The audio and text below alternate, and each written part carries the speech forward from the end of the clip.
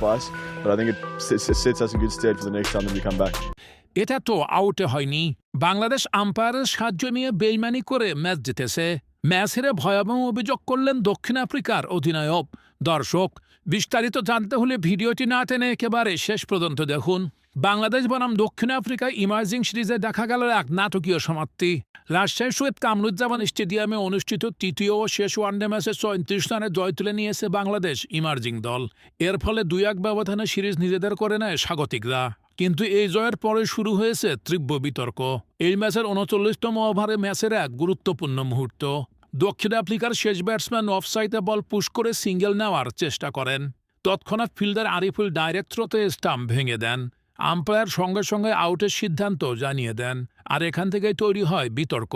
এমন run out নিয়ে match শেষে সংবাদ সম্মেলনে এসে স্পষ্ট ক্ষোভ ঝাড়লেন দক্ষিণ আফ্রিকা ইমার্জিং দলের অধিনায়ক হার্ডেন। ম্যাচ শেষে তিনি বলেন, এটা কোনোভাবেই আউট ছিল না।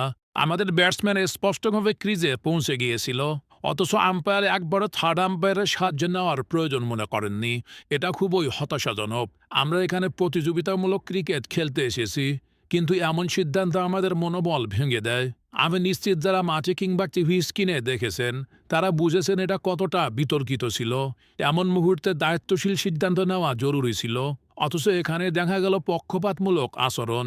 বাংলাদেশ ভালো খেলছে, কিন্তু এই জয়ের পেছনে আম্পায়ারের ভূমিকা একেবারে উপেক্ষা করার মতো নয়। হার্ডেনের এই বক্তব্যে ম্যাচ শেষে বিতর্ক রেশ যেন আরও দীর্ঘায়িত হল। অন্যদিকে বাংলাদেশ শিবির ছিল পুরোপুরি ভিন্ন সুরে। তারা বলছে সিদ্ধান্ত ছিল একদম সঠিক এবং জয় তাদের প্রাপ্য ছিল। তো দর্শক, এটা কি সত্যি আউট ছিল নাকি নট আউট? কি মনে হয় আপনাদের কাছে? জানিয়ে দিন এই বিষয়ে আপনার গুরুত্বপূর্ণ মতামত ভিডিওর কমেন্ট বক্সে।